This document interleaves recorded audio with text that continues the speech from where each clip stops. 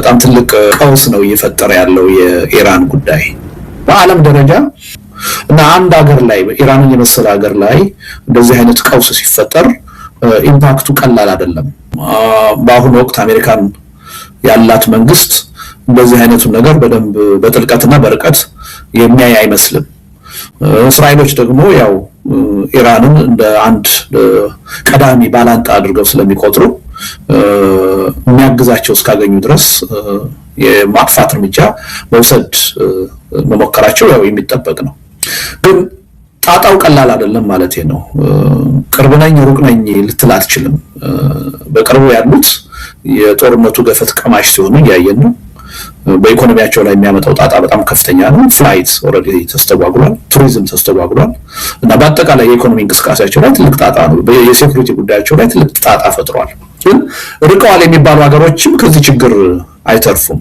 ነዳጅ በዓለም ኢኮኖሚ የደም ስር ነው፣ ትልቅ ሚና ነው ያለው። በነዳጅ ላይ የሚፈጠር የኢኮኖሚ አለመረጋጋት በብዙ የኢኮኖሚ ጉዳዮች ላይ ተያያዥ ችግሮችን ይዞ ነው የሚመጣው እና ኢራን እውነቱን ለመናገር ነገርየው አሁን ምናልባት በዚህ 2-3 ቀን ድርድር እየተካሄደ እንደሆነ አንዳንድ ነገሮች እየተሰሙ ነው። በእርግጥም አደጋውን ተገንዝበው ወደ ድርድር የማይሄዱ ከሆነ ይሄ ቀውስ በጣም ከፍተኛ የሆነ ኢምፓክት በዓለም ላይ ይዞ ሊመጣ የሚችል ነው የሚሆነው። አንደኛ ኢራንን አሳንሶ ማየት አይቻልም። ምክንያቱም ኢራን ኢራቅ አይደለችም። ኢራን በህዝብ ብዛት ካየን ከ93 ሚሊዮን በላይ ህዝብ ያላት ናት። በመሬት ስፋት ካየን ምናልባት በዓለም 17ኛ 18ኛ ሀገር ነች። ኢራንን 3 እጥፍ 4 እጥፍ የምታክል ሀገር ነች። አይሚን ኢራቅም 3 እጥፍ 4 እጥፍ የምታክል ነች። በዚህ ላይ የራሷ ታሪክ ያላት ኤምፓየር የነበረች የራሷ ስልጣኔ ያላት አገር ነች። በዚህ ምክንያት ደግሞ የኢራን ህዝብ የናሽናሊዝም ስሜት ቀላል አይደለም። እንዲህ በቀላሉ ልሰብረው የምትችለው አይደለም እና በተለይ አሁን የአሜሪካ መንግስት የሪጅን ቼንጅ የመንግስት ለውጥ አመጣለሁ ብሎ እንቅስቃሴ ማድረጉ በጣም ትልቅ ስህተት ነው። የኢራንን ነባራዊ ሁኔታ በደንብ ካለመገንዘብ የመጣ ስህተት ነው ብዬ ነው የምወስደው። አንደኛ ከመሬት አቀማመጥ አንጻር አሁን ካልኳቸው ከህዝቡ ባህሪ እና ስሜት እና ማንነትም አንጻር በቀላሉ በእግረኛ ጦር ገብተህ ልታንበረከከው የምትችል ኃይል አይደለም። እግረኛ ጦር ካላስገባህ ደግሞ የሪጅን ቼንጅ ማምጣት አትችልም እና አስቀድመው ያስቀመጡት ግን በጣም የተሳሳተና ያልተጠና ነው የነበረው እና ምናልባት እንግዲህ አንዳንድ መካሪዎች ሊኖሩ ይችላሉ። ይህን አደጋ አሁን የተረዱት ይመስለኛል። ወደ ድርድር የመሄድ አዝማሚያ እየታየ ነው። እኔ የሚያዋጣው እሱ ነው የሚመስለኝ። እርግጥ ነው የኢራንን የመዋጋት ካፓሲቲ በደንብ አድርገው ሊያደቁት ይችላሉ። የማይመጣጠን ጉልበት ነው ያላቸው። ነገር ግን እንዳሰቡት ገብተው በቀላሉ ሪጅም ቼንጅ ማምጣት አይችሉም። ይሄ ጦርነት ደግሞ ለሌላ ሜቢ 1 ወር 2 ወር የሚቀጥል ከሆነ በአካባቢውም በአጠቃላይ በዓለም ኢኮኖሚም ላይ የሚያመጣው ቀውስ ቀላል አይደለም እና ሪሊ በተለይ የሌሎችን ዓለም ሀገራት ትብብር ሳይኖርህ 2 ሀገር ብቻ እስራኤል እና አሜሪካ በዚህ አይነቱ ጣጣ ውስጥ መግባታቸው በጣም የሚያሳዝን ነው። የዓለም ዲፕሎማሲም ሪሊ ከጥንቃቄ እየራቀ ወደኋላ እየሄደ እንደሆነ የሚያሳየን ነው። ቀደም ባሉት ዓመታት አሜሪካኖች እንደዚህ አይነት ጦርነት በአንድ ሀገር ላይ ማካሄድ ሲፈልጉ ቢያንስ የአውሮፓን ድጋፍ ለማግኘት ይሞክራሉ። እንደው የፈለገ ድጋፍ ቢያጡ የእንግሊዝን ድጋፍ ሳይይዙ አይገቡ። አሁን ግን የእንግሊዝን እንኳን ድጋፍ ማግኘት ያልቻሉበት ሁኔታ ነው የተፈጠረው። የናቶን ድጋፍ ማግኘት ያልቻሉበት ሁኔታ ነው የተፈጠረው እና ሪሊ በጣም በተሳሳተ ስሌት የተገባበት ጦርነት ነው። በአጭር ጊዜ ውስጥ 3 ሳምንትም ሳይሞላ ኢምፓክቱ ከባድ እንደሆነ እየታየ ነው እና አሁንም በዚህ ረገድ ያለውን አስተሳሰብ ቀይረው ወደ ተጨባጭ ድርድር ካልተመጣ በስተቀር ከምንገምተውም በላይ ከባድ ቀውስ በአጠቃላይ በዓለም ኢኮኖሚም ላይ በአካባቢውም ላይ ሊፈጥር የሚችል ጉዳይ ነው የሚል እምነት ነው ያለኝ። እሱን ለመናገር አሁን ኢትዮጵያ እያራመደች ያለውን የዲፕሎማሲ አካሄድ እንደው ከዲፕሎማሲ ሳይንስ ነው ዲፕሎማሲ አንጻር ለመተንተን መሞከር አሳፋሪ ነው፣ የሚመጥን አይደለም። ምክንያቱም የአንድ ሀገር ብሔራዊ ጥቅም በየት መንገድ ነው ሊገኝ የሚችለው ተብሎ ተሰልቶ አይደለም አሁን የውጭ ግንኙነት እየተካሄደ ያለው። አንድ ስልጣንን የሁሉም ነገር የበላይ አድርጎ የሚያይ መሪ አለ። ያ መሪ ለስልጣን የበላይነቴና መቀጠሌ ይጠቅመኛል ያለውን አቋም ነው የሚያራምደው እንጂ የኢትዮጵያ አቋም አይደለም የሚራመደው። ያ ባይሆን ኖሮ ማንኛውም ሀገር ከአካባቢ ክራይሲስ አይጠቀምም ይጎዳል እንጂ። እሳቸው የሚያዩት ጉዳዩን ከአገር ጥቅም እና ፍላጎት አንፃር አይደለም፣ ከራሳቸው የስልጣን የበላይነት አንፃር ነው። ለስልጣን የበላይነታቸው ብለው አሁን ከሚያካሂዱት ጦርነት አንፃር ብቻ ነው የሚያዩት። እና እውነቱን ለመናገር አሁን ኢትዮጵያ ምን አይነት ዲፕሎማሲ እያራመደች ነው ከምን አንፃር ነው ብሎ መተንተንም የሚያስችል ነገር አይደለም ያለው። በጣም የወረደ በታሪካችን አይተነው በማናቅ መጠን የዘገጠ ዲፕሎማሲ ነው እየተካሄደ ያለው። እና ኢትዮጵያ በዲፕሎማሲ ረገድ ትልቅ ሚና ያላት ሀገር ነች። እውነቱን ለመናገር ካላት የድህነት አቅም ጋር የማይመጣጠን የተጽዕኖ ፈጣሪነት ሚና ነው ያላት በዓለም ዲፕሎማሲ ረገድ። የተባበሩት መንግስታትን ከመሰረቱት ሀገሮች ውስጥ አንዷ ናት። የአፍሪካ ህብረትን ከመሰረቱ ሀገሮች ውስጥ አንዷ ናት። ቀደም ሲል ከመቶ ዓመት በፊት እኮ ከቅኝ ገዢዎች ጋር ምናልባት በብቸኝነት በመደራደር ከቅኝ ገዢዎች ጋር በመደራደር የምትታወቅ ብቸኛ ሀገር ነች።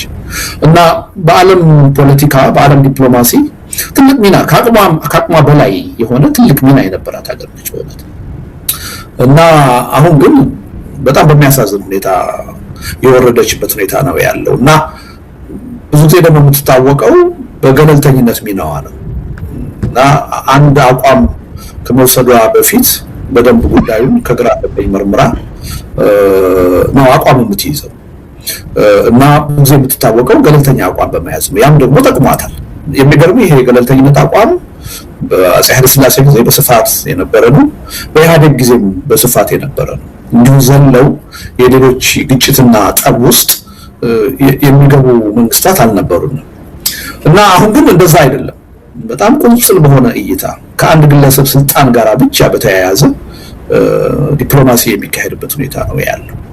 እና አቋም ለመያዝ ከተገደድክ አቋም መያዝ ያለብህ ወይም ደግሞ መደገፍ ያለብህ ተጠቂ የሆነውን ፍትህ የጎደለበትን አካል ነው። ያን ማድረግ እንኳን የማያስችል ሁኔታ ደግሞ ካለ ዝምታን ነው የምትመርጠው፣ ገለልተኝነትን ነው የምትመርጠው። ዲፕሎማሲ የማያውቁ ሆነው አይደለም ብዙ ሀገሮች በዚህ ጉዳይ ላይ ጠቅላይ ሚኒስትር አብይ ያደረጉትን ነገር ያላደረጉት። ዲፕሎማሲ ስለሚገባቸው የሀገር ብሔራዊ ጥቅም ምን ማለት እንደሆነ ያን ጥቅም እንዴት ማስጠበቅ እንደሚቻል የተሻለ ግንዛቤ ስላላቸው። እኛ ግን ሪሊ በዚህ ረገድ በጣም ኢንስቲትዩሽናል የሆነ ሚሞሪ ያለን በዲፕሎማሲ ረገድ በጣም የላቀ ሚና ነው የነበረን። ግን እንዳልነበርን ሆነ አሁን በጣም በሚያሳዝን ሁኔታ እንደዚህ አይነት ተራ የሆነ የዲፕሎማሲ ጨዋታ ውስጥ የገባንበት ሁኔታ ነው ያለው። እና ያው ሰውየው እንደ ሀገር ስለማያስቡ አንድ ቀውስ ሲመጣ ይሄ ቀውስ ችግር ውስጥ ያስገባናል፣ ጥንቃቄ ማድረግ አለብን ብለው አይደለም የሚያስቡት። ከዚህ ቀውስ ውስጥ ምን የተሻለ ነገር ምን ጥሩ ውጤት ለራሴ ያገኛለሁ ብለው ነው የሚያስቡት። ይሄን እንዲህ አይነት አስተሳሰብ ከአንድ ተራ ግለሰብ የሚመነጭ ነው እንጂ ከአንድ ትልቅ ሀገር መሪና ከሀገር የሚመነጭ አይደለም። እና ሰውየው ምን ያህል የዲፕሎማሲ ሀሁ ያልገባቸው እንደሆነ ጉዳዩን ከሀገርና ከህዝብ ጥቅም አንፃር ሳይሆን ከራሳቸው ስልጣን ብቻ አያይዘው የሚያዩት እንደሆነ የሚያሳይ ነው። እና በጣም የተሳሳተ አቋም ነው ያራመዱት። በምንም ተአምር እዚህ ችግር ውስጥ ራሳችንን ማስገባት አልነበረብንም። ቢያንስ የገለልተኝነት አቋም መያዝ ነበረብን እንጂ ለአንደኛው ወገን ያውም ደግሞ ለተበዳዩ አይደለም ለበዳዩ ወገን ቆመን መታየት አልነበረብንም።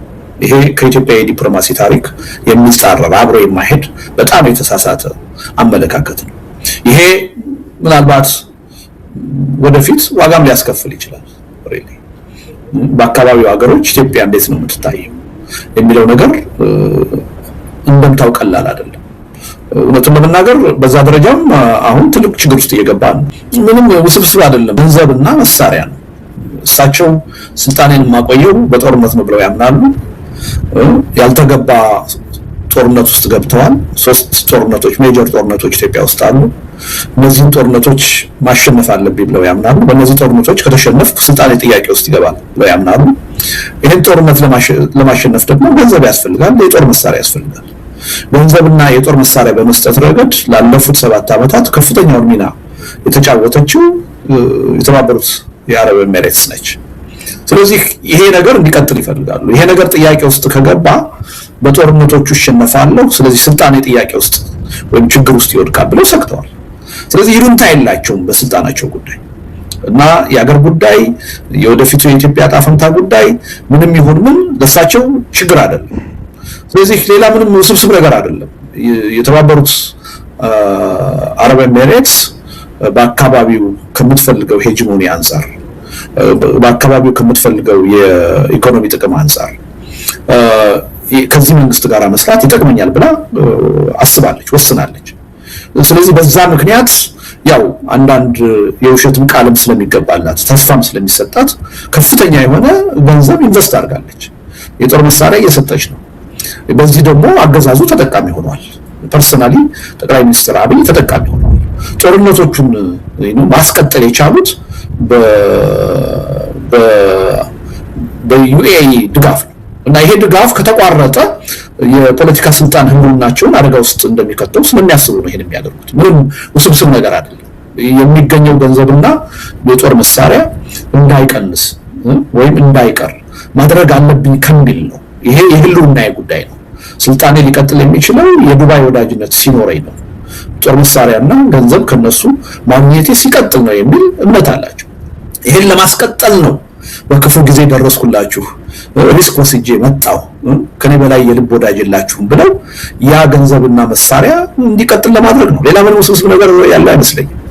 ጦርነት ውስጥ የገባ ኃይል ያው የጦርነት ጨዋታ አለ። በዛ ጨዋታ ውስጥ መጫወት አለበት። እኛ ፈለግንም አልፈለግንም ያ የሚቀር አይደለም።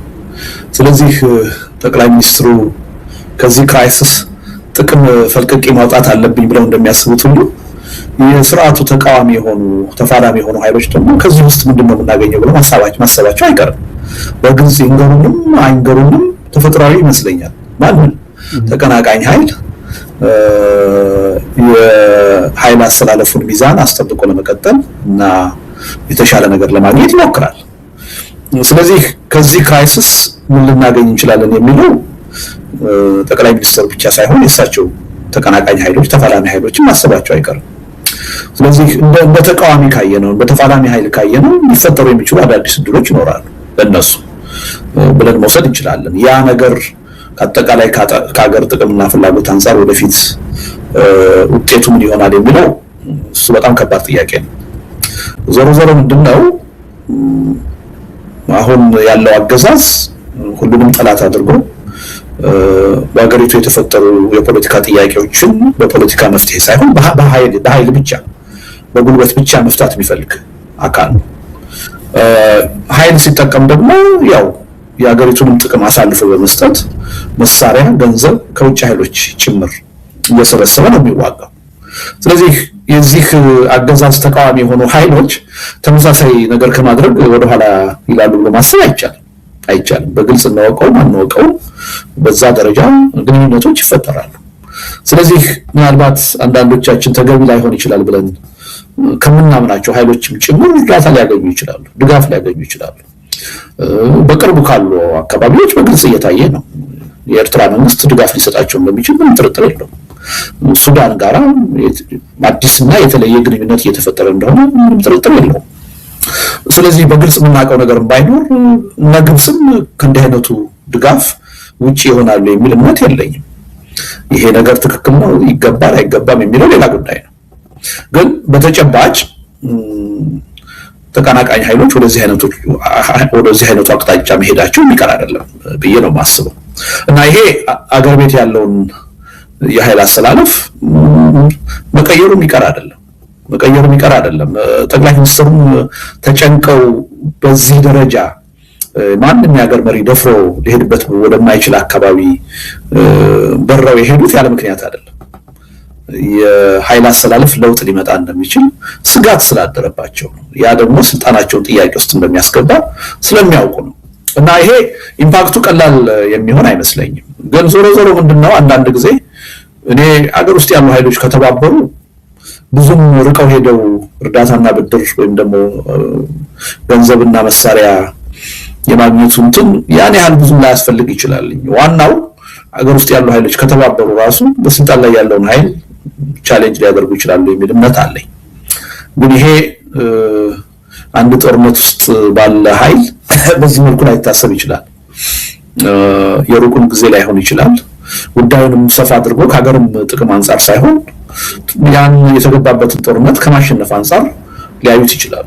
ያን እንግዲህ በዝርዝር የምናውቀው ነገር የለም፣ ግን መገመት እንችላለን ማለት ነው። መገመት እንችላለን። የውስጣዊ የኃይል አስተላለፉን ሊቀይር የሚችል ነገር በአካባቢው እየተፈጠረ እንደሆነ እያየን ነው። ቢያንስ ሀገር ውስጥ ያሉ ኃይሎች እየተባበሩ ነው። ከዛ አልፎ ከኤርትራ መንግስትና ከሱዳን መንግስት ጋራ ኦልሞስት ወደ ግልጽነት የተጠጉ ግንኙነቶች እየተፈጠሩ እንደሆነ እያየን ነው። ይሄ በከፍተኛ ደረጃ አገር ቤት ውስጥ ያለውን የኃይል አስተላለፍ ይቀይረዋል እና ለዛም ነው ከፍተኛ የሆነ ስጋት አገዛዙ ላይ የፈጠረው። የሚወሰነው በታጣቂዎቹ አያያዝ ነው የሚወሰነው። የፈለገውን አይነት እርዳታ ከማንም ማግኘት አለብን። ለዛ ለምናገኘው እርዳታ ደግሞ ያ ኃይል የሚፈልገውን ጥቅም ሁሉ ኢትዮጵያንም የሚጎዳ ቢሆን አሳልፈን መስጠት አለብን ብለው የሚያስቡ ከሆነ ምንም ጥርጥር የለውም የወደፊት ውጤቱ ለሀገሪቱ አደገኛ ነው የሚሆነው። ነገር ግን ይህን ጦርነት ማሸነፍ አለብን። ለማሸነፍ ደግሞ አገዛዙ እንደሚያደርገው እኛም የውጭ ኃይል እርዳታ እገዛ ያስፈልገናል። ነገር ግን ይሄ እርዳታና እገዛ የሀገራችንን አጠቃላይ ብሔራዊ ጥቅም በማይጎዳ መልኩ መሆን አለበት ብለው ጉዳዩን ደግሞ በጥንቃቄ ከያዙት ሀገሪቱን ላይጎዳ ይችላል። ስለዚህ ይሄ በዋናነት የሚወሰነው በእነሱ አያያዝ ነው። ለሀገርና ለሕዝብ ጉዳይ በሚሰጡት ቅድሚያ ነው።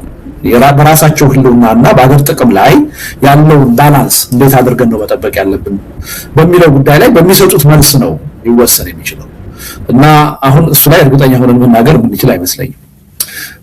ግን የአፍሪካ ቀንድ ብዙ ጊዜ ውጥረት ተለይቶት የማያውቅ አካባቢ ቢሆንም ምናልባት እንዳሁኑ ዘመን በከፍተኛ ቀውስ ውስጥ የገባበት ሁኔታ አለ ማለት አይቻልም። ውጫዊ ኃይሎች የቅርቡም የሩቅም ከፍተኛ የሆነ የፖለቲካ የግጭት መራኮቻ ያደረጉት አካባቢ ነው የሆነው እና ይሄ አዲስ ነገር ነው፣ አዲስ ክስተት ነው እና በአካባቢው ሀገሮች ላይ እንግዲህ ይሄ ይዞት የሚመጣው የራሱ እድልም ሊኖር ይችላል፣ ጣጣም ሊኖር ይችላል። ግን በዋናነት ከቀውስ ጋር በተያያዘ ከእድል ይልቅ መጥፎ ነገሮች የመምጣታቸው እድል ነው ሰፊ የሚሆነው እና ከቀውስ ብዙ ጊዜ እንደ ሀገር ካሰብከው ተጠቃሚ መሆን አይቻልም። ስለዚህ የአካባቢው ጉዳይ የኛን ሀገር ጨምሮ በአፍሪካ ቀንድ ያሉ ሀገሮችን ሁሉ የሚመለከት ነው እና ከውስጣዊ ችግራቸው ጋር ተያይዞ በጣም አስቸጋሪና ውስብስብ የሆነ ሁኔታ ውስጥ እንዲወድቁ ነው ያደረጋቸው እና ምናልባት በታሪካችን አይተነው በማናቅ መጠን ችግሩ በስፋት የተከሰተበት ብዙ የቅርብና የሩቅ የውጭ ኃይሎች በአፍሪካ ቀንድ ሀገራትና አካባቢ እጃቸውን ያስገቡበትና የፕሮክሲ እንቅስቃሴ የሚታይበት ነው የሆነው እና ይሄ እንግዲህ ልዩ ትኩረት፣ ልዩ ጥንቃቄ የሚጠይቅ ጊዜና ሁኔታ ውስጥ መሆናችንን የሚያሳይ ይመስለኛል። በጣም ትልቅ ቀውስ ነው እየፈጠረ ያለው የኢራን ጉዳይ እና ምናልባት በታሪክ 1970ዎች ውስጥ የዓለም ወርልድ ኦይል ክራይሲስ የሚባል አንድ ክስተት ነበረ እና በዓለም ላይ የተከሰተ ከነዳጅ ጋር የተያያዘ ክራይሲስ ነበረ እና ያ ክራይሲስ አብዛኛዎቹን የዓለም ሀገሮች በተለይ ነዳጅ አምራች ያልሆኑትን በከፍተኛ የኢኮኖሚና የፖለቲካ ቀውስ ውስጥ አስገብቷቸው ነበረ፣ ኢትዮጵያን ጨምሮ ማለት ነው። ስለ ኢትዮጵያ አብዮት ራሱ ስናወራ አብዮቱን ካቀጣጠሉ ጉዳዮች ውስጥ አንዱ የነዳጅ ችግርም ነበረ እና ያ ክራይሲስ በዋናነት የተፈጠረው በሁለት ምክንያት ነው የነበረው። አንዱ በራሱ ኢራን ላይ በተፈጠረው አብዮት ምክንያት ነበረ። ያው ኢራን ከፍተኛ ነዳጅ አምራች ስለነበረች እዛ ላይ የተፈጠረው አብዮት የራሱ የሆነ ጫና ፈጥሮ ነበረ። ሌላው በወቅቱ ነዳጅ አምራች የነበሩት የአረብ ሀገሮች የታሪፍ ጭማሪ በማድረጋቸው እና የምርት ቅነሳ በማድረጋቸው ምክንያት እንደ አንድ መሳሪያ ነዳጅን ተጠቅመው ሌሎች ሀገሮችን በተወሰነ ደረጃ ለመጉዳት ያደረጉት እንቅስቃሴ ነበር እና በዛ ምክንያት ከፍተኛ የሆነ ቀውስ ነው የተፈጠረው። በዓለም ደረጃ ትልቅ የሆነ የኢኮኖሚ ቀውስ ነው ተፈጥሮ የነበረው። በብዙ ሀገሮች የፖለቲካ አለመረጋጋት ሁሉ ያመጣበት ሁኔታ ነው የነበረው እና አንድ ሀገር ላይ ኢራንን የመሰለ ሀገር ላይ እንደዚህ አይነት ቀውስ ሲፈጠር ኢምፓክቱ ቀላል አይደለም የሚሆነው። አሁን ችግሩ ምንድነው? በአሁኑ ወቅት አሜሪካን ያላት መንግስት እንደዚህ አይነቱን ነገር በደንብ በጥልቀትና በርቀት የሚያይ አይመስልም። እስራኤሎች ደግሞ ያው ኢራንን እንደ አንድ ቀዳሚ ባላንጣ አድርገው ስለሚቆጥሩ የሚያግዛቸው እስካገኙ ድረስ የማጥፋት እርምጃ መውሰድ መሞከራቸው ያው የሚጠበቅ ነው። ግን ጣጣው ቀላል አይደለም ማለት ነው። ቅርብ ነኝ ሩቅ ነኝ ልትል አትችልም። በቅርቡ ያሉት የጦርነቱ ገፈት ቀማሽ ሲሆኑ እያየን ነው። በኢኮኖሚያቸው ላይ የሚያመጣው ጣጣ በጣም ከፍተኛ ነው። ፍላይት ኦልሬዲ ተስተጓጉሏል፣ ቱሪዝም ተስተጓጉሏል እና በአጠቃላይ የኢኮኖሚ እንቅስቃሴያቸው ላይ ትልቅ ጣጣ ነው። የሴኩሪቲ ጉዳያቸው ላይ ትልቅ ጣጣ ፈጥሯል። ግን ርቀዋል የሚባሉ ሀገሮችም ከዚህ ችግር አይተርፉም። ነዳጅ በዓለም ኢኮኖሚ የደም ስር ነው፣ ትልቅ ሚና ነው ያለው። በነዳጅ ላይ የሚፈጠር የኢኮኖሚ አለመረጋጋት በብዙ የኢኮኖሚ ጉዳዮች ላይ ተያያዥ ችግሮችን ይዞ ነው የሚመጣው እና ኢራን እውነቱን ለመናገር ነገርየው አሁን ምናልባት በዚህ 2-3 ቀን ድርድር እየተካሄደ እንደሆነ አንዳንድ ነገሮች እየተሰሙ ነው። በእርግጥም አደጋውን ተገንዝበው ወደ ድርድር የማይሄዱ ከሆነ ይሄ ቀውስ በጣም ከፍተኛ የሆነ ኢምፓክት በዓለም ላይ ይዞ ሊመጣ የሚችል ነው የሚሆነው። አንደኛ ኢራንን አሳንሶ ማየት አይቻልም። ምክንያቱም ኢራን ኢራቅ አይደለችም። ኢራን በህዝብ ብዛት ካየን ከ93 ሚሊዮን በላይ ህዝብ ያላት ናት። በመሬት ስፋት ካየን ምናልባት በዓለም 17ኛ 18ኛ ሀገር ነች። ኢራንን 3 እጥፍ 4 እጥፍ የምታክል ሀገር ነች። ኢራቅን 3 እጥፍ 4 እጥፍ የምታክል ነች። በዚህ ላይ የራሷ ታሪክ ያላት ኤምፓየር የነበረች የራሷ ስልጣኔ ያላት ሀገር ነች። በዚህ ምክንያት ደግሞ የኢራን ህዝብ የናሽናሊዝም ስሜት ቀላል አይደለም። እንዲህ በቀላሉ ልሰብረው የምትችለው አይደለም እና በተለይ አሁን የአሜሪካ መንግስት የሪጅም ቼንጅ የመንግስት ለውጥ አመጣለሁ ብሎ እንቅስቃሴ ማድረጉ በጣም ትልቅ ስህተት ነው። የኢራንን ነባራዊ ሁኔታ በደንብ ካለመገንዘብ የመጣ ስህተት ነው ብዬ ነው የምወስደው። አንደኛ ከመሬት አቀማመጥ አንጻር አሁን ካልኳቸው ከህዝቡ ባህሪ እና ስሜት እና ማንነትም አንጻር በቀላሉ በእግረኛ ጦር ገብተህ ልታንበረከከው የምትችል ኃይል አይደለም። እግረኛ ጦር ካላስገባህ ደግሞ የሪጅም ቼንጅ ማምጣት አትችልም እና አስቀድመው ያስቀመጡት ግብ በጣም የተሳሳተና ያልተጠና ነው የነበረው እና ምናልባት እንግዲህ አንዳንድ መካሪዎች ሊኖሩ ይችላሉ። ይህን አደጋ አሁን የተረዱት ይመስለኛል። ወደ ድርድር የመሄድ አዝማሚያ እየታየ ነው። እኔ የሚያዋጣው እሱ ነው የሚመስለኝ። እርግጥ ነው የኢራንን የመዋጋት ካፓሲቲ በደንብ አድርገው ሊያደቁት ይችላሉ። የማይመጣጠን ጉልበት ነው ያላቸው። ነገር ግን እንዳሰቡት ገብተው በቀላሉ ሪጅም ቼንጅ ማምጣት አይችሉም። ይሄ ጦርነት ደግሞ ለሌላ ሜቢ 1 ወር 2 ወር የሚቀጥል ከሆነ በአካባቢው በአጠቃላይ በዓለም ኢኮኖሚ ላይ የሚያመጣው ቀውስ ቀላል አይደለም እና ሪሊ በተለይ የሌሎችን ዓለም ሀገራት ትብብር ሳይኖርህ 2 ሀገር ብቻ እስራኤልና አሜሪካ በዚህ አይነቱ ጣጣ ውስጥ መግባታቸው በጣም የሚያሳዝን ነው። የዓለም ዲፕሎማሲም ሪሊ ከጥንቃቄ እየራቀ ወደኋላ እየሄደ እንደሆነ የሚያሳየን ነው። ቀደም ባሉት ዓመታት አሜሪካኖች እንደዚህ አይነት ጦርነት በአንድ ሀገር ላይ ማካሄድ ሲፈልጉ ቢያንስ የአውሮፓን ድጋፍ ለማግኘት ይሞክራሉ። እንደው የፈለገ ድጋፍ ቢያጡ የእንግሊዝን ድጋፍ ሳይይዙ አይገቡ። አሁን ግን የእንግሊዝን እንኳን ድጋፍ ማግኘት ያልቻሉበት ሁኔታ ነው የተፈጠረው። የናቶን ድጋፍ ማግኘት ያልቻሉበት ሁኔታ ነው የተፈጠረው እና ሪሊ በጣም በተሳሳተ ስሌት የተገባበት ጦርነት ነው። በአጭር ጊዜ ውስጥ 3 ሳምንትም ሳይሞላ ኢምፓክቱ ከባድ እንደሆነ እየታየ ነው እና አሁንም በዚህ ረገድ ያለውን አስተሳሰብ ቀይረው ወደ ተጨባጭ ድርድር ካልተመጣ በስተቀር ከምንገምተው በላይ ከባድ ቀውስ በአጠቃላይ በዓለም ኢኮኖሚም ላይ በአካባቢውም ላይ ሊፈጥር የሚችል ጉዳይ ነው የሚል እምነት ነው ያለኝ። እሱን ለመናገር አሁን ኢትዮጵያ እያራመደች ያለውን የዲፕሎማሲ አካሄድ እንደው ከዲፕሎማሲ ሳይንስ ነው ዲፕሎማሲ አንጻር ለመተንተን መሞከር አሳፋሪ ነው፣ የሚመጥን አይደለም። ምክንያቱም የአንድ ሀገር ብሔራዊ ጥቅም በየት መንገድ ነው ሊገኝ የሚችለው ተብሎ ተሰልቶ አይደለም አሁን የውጭ ግንኙነት እየተካሄደ ያለው። አንድ ስልጣንን የሁሉም ነገር የበላይ አድርጎ የሚያይ መሪ አለ። ያ መሪ ለስልጣኔ በላይነትና መቀጠሌ ጥቅመኛል ያለውን አቋም ነው የሚያራምደው እንጂ የኢትዮጵያ አቋም አይደለም የሚራመደው። ያ ባይሆን ኖሮ ማንኛውም ሀገር ከአካባቢ ክራይሲስ አይጠቀምም ይጎዳል እንጂ ለምሳቸው የሚያዩት ጉዳዩን ከአገር ጥቅም እና ፍላጎት አንፃር አይደለም ከራሳቸው የስልጣኔ በላይነት አንፃር ነው። ለስልጣኔ በላይነታቸው ብለው አሁን ከሚያካሂዱት ጦርነት አንፃር ብቻ ነው የሚያዩት። እና እውነቱን ለመናገር አሁን ኢትዮጵያ ምን አይነት ዲፕሎማሲ ያራመደች ነው ከምን አንፃር ነው ብሎ መተንተንም የሚያስችል ነገር አይደለም ያለው። በጣም የወረደ በታሪካችን አይተነው በማናቅ መጠን የዘገጠ ዲፕሎማሲ ነው እየተካሄደ ያለው እና ኢትዮጵያ በዲፕሎማሲ ረገድ ትልቅ ሚና ያላት ሀገር ነች። እውነቱን ለመናገር ካላት የድህነት አቅም ጋር የማይመጣጠን የተጽዕኖ ፈጣሪነት ሚና ነው ያላት በዓለም ዲፕሎማሲ ረገድ። የተባበሩት መንግስታትን ከመሰረቱት ሀገሮች ውስጥ አንዷ ናት። የአፍሪካ ህብረትን ከመሰረቱ ሀገሮች ውስጥ አንዷ ናት። ቀደም ሲል ከመቶ ዓመት በፊት እኮ ከቅኝ ገዢዎች ጋር ምናልባት በብቸኝነት በመደራደር ከቅኝ ገዢዎች ጋር በመደራደር የምትታወቅ ብቸኛ ሀገር ነች እና በዓለም ፖለቲካ በዓለም ዲፕሎማሲ ትልቅ ሚና ከአቅሟ በላይ የሆነ ትልቅ ሚና የነበራት ሀገር ነች በእውነት።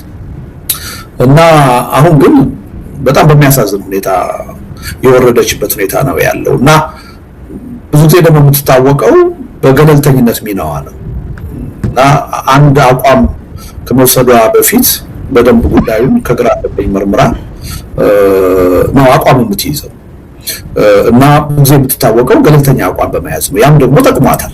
የሚገርመው ይሄ ገለልተኝነት አቋም በአፄ ኃይለ ሥላሴ ጊዜ በስፋት የነበረ ነው፣ በኢህአዴግ ጊዜም በስፋት የነበረ ነው። እንዲሁ ዘለው የሌሎች ግጭትና ጠብ ውስጥ የሚገቡ መንግስታት አልነበሩም እና አሁን ግን እንደዛ አይደለም።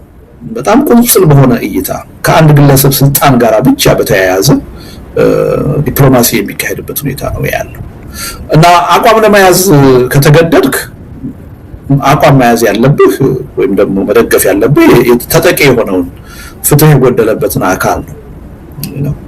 ያን ማድረግ እንኳን የማያስችል ሁኔታ ደግሞ ካለ ዝምታን ነው የምትመርጠው፣ ገለልተኝነትን ነው የምትመርጠው።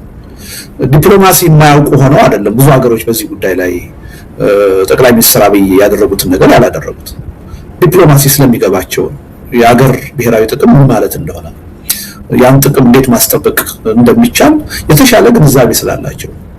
እኛ ግን ሪሊ በዚህ ረገድ በጣም ኢንስቲትዩሽናል የሆነ ሚሞሪ ያለን በዲፕሎማሲ ረገድ በጣም የላቀ ሚና ነው የነበረን። ግን እንዳልነበርን ሆነን አሁን በጣም በሚያሳዝን ሁኔታ እንደዚህ አይነት ተራ የሆነ የዲፕሎማሲ ጨዋታ ውስጥ የገባንበት ሁኔታ ነው ያለው እና ያው ሰውየው እንደ ሀገር ስለማያስቡ አንድ ቀውስ ሲመጣ ይሄ ቀውስ ችግር ውስጥ ያስገባናል ጥንቃቄ ማድረግ አለብን ብለው አይደለም የሚያስቡት። ከዚህ ቀውስ ውስጥ ምን የተሻለ ነገር ምን ጥሩ ውጤት ለራሴ ያገኛለሁ ብለው ነው የሚያስቡት። ይሄን በአይነት አስተሳሰብ ከአንድ ተራ ግለሰብ የሚመነጭ ነው እንጂ ከአንድ ትልቅ ሀገር መሪና ከሀገር የሚመነጭ አይደለም እና ሰውየው ምን ያህል የዲፕሎማሲ ሀሁ ያልገባቸው እንደሆነ ጉዳዩን ከሀገርና ከህዝብ ጥቅም አንፃር ሳይሆን ከራሳቸው ስልጣን ብቻ አያይዘው የሚያዩት እንደሆነ የሚያሳይ ነው እና በጣም የተሳሳተ አቋም ነው ያራመዱት። በምንም ተአምር እዚህ ችግር ውስጥ ራሳችንን ማስገባት አልነበረብንም። ቢያንስ የገለልተኝነት አቋም መያዝ ነበረብን እንጂ ለአንደኛው ወገን ያውም ደግሞ ለተበዳዩ አይደለም ለበዳዩ ወገን ቆመን መታየት አልነበረብንም። ይሄ ከኢትዮጵያ የዲፕሎማሲ ታሪክ የሚጻረር አብሮ የማይሄድ በጣም የተሳሳተ አመለካከት ነው። ይሄ ምናልባት ወደፊት ዋጋም ሊያስከፍል ይችላል። በአካባቢው ሀገሮች ኢትዮጵያ እንዴት ነው የምትታየው የሚለው ነገር እንደምታው ቀላል አይደለም። እውነቱን ለመናገር በዛ ደረጃም አሁን ትልቅ ችግር ውስጥ እየገባን ምንም ውስብስብ አይደለም፣ ገንዘብና መሳሪያ ነው። እሳቸው ስልጣኔን ማቆየው በጦርነት ነው ብለው ያምናሉ። ያልተገባ ጦርነት ውስጥ ገብተዋል። 3 ጦርነቶች ሜጀር ጦርነቶች ኢትዮጵያ ውስጥ አሉ። እነዚህን ጦርነቶች ማሸነፍ አለብኝ ብለው ያምናሉ። በእነዚህ ጦርነቶች ከተሸነፍኩ ስልጣኔ ጥያቄ ውስጥ ይገባል ብለው ያምናሉ። ይህን ጦርነት ለማሸነፍ ደግሞ ገንዘብ ያስፈልጋል፣ የጦር መሳሪያ ያስፈልጋል። ገንዘብና የጦር መሳሪያ በመስጠት ረገድ ላለፉት 7 ዓመታት ከፍተኛውን ሚና የተጫወተችው የተባበሩት የአረብ ኤሚሬትስ ነች ስለዚህ ይሄ ነገር እንዲቀጥል ይፈልጋሉ። ይሄ ነገር ጥያቄ ውስጥ ከገባ በጦርነቶቹ ይሸነፋለሁ፣ ስለዚህ ስልጣኔ ጥያቄ ውስጥ ወይም ችግር ውስጥ ይወድቃል ብለው ሰግተዋል። ስለዚህ ይሉንታ የላቸውም በስልጣናቸው ጉዳይ እና የአገር ጉዳይ የወደፊቱ የኢትዮጵያ ዕጣ ፈንታ ጉዳይ ምንም ይሁን ምን ለሳቸው ችግር አይደለም። ስለዚህ ሌላ ምንም ውስብስብ ነገር አይደለም። የተባበሩት አረብ ኤሚሬትስ በአካባቢው ከምትፈልገው ሄጂሞኒ አንፃር በአካባቢው ከምትፈልገው የኢኮኖሚ ጥቅም አንፃር ከዚህ መንግስት ጋር መስራት ይጠቅመኛል ብላ አስባለች፣ ወስናለች። ስለዚህ በዛ ምክንያት ያው አንዳንድ የውሸትም ቃልም ስለሚገባላት ተስፋም ስለሚሰጣት ከፍተኛ የሆነ ገንዘብ ኢንቨስት አድርጋለች። የጦር መሳሪያ እየሰጠች ነው። በዚህ ደግሞ አገዛዙ ተጠቃሚ ሆኗል። ፐርሰናሊ ጠቅላይ ሚኒስትር አብይ ተጠቃሚ ሆኗል። ጦርነቶቹን ማስቀጠል የቻሉት በዩኤኢ ድጋፍ ነው እና ይሄ ድጋፍ ከተቋረጠ የፖለቲካ ስልጣን ህልውናቸውን አደጋ ውስጥ እንደሚከተው ስለሚያስቡ ነው ይሄን የሚያደርጉት። ምንም ውስብስብ ነገር አይደለም። የሚገኘው ገንዘብና የጦር መሳሪያ እንዳይቀንስ ወይም እንዳይቀር ማድረግ አለብኝ ከሚል ነው። ይሄ የህልውናዬ ጉዳይ ነው። ስልጣኔ ሊቀጥል የሚችለው የዱባይ ወዳጅነት ሲኖረኝ ነው። ጦር መሳሪያና ገንዘብ ከነሱ ማግኘቴ ሲቀጥል ነው የሚል እምነት አላቸው። ይሄን ለማስቀጠል ነው በክፉ ጊዜ ደረስኩላችሁ፣ ሪስክ ወስጄ መጣሁ፣ ከኔ በላይ የልብ ወዳጅ የላችሁም ብለው ያ ገንዘብና መሳሪያ እንዲቀጥል ለማድረግ ነው። ሌላ ምንም ውስብስብ ነገር ያለ አይመስለኝም።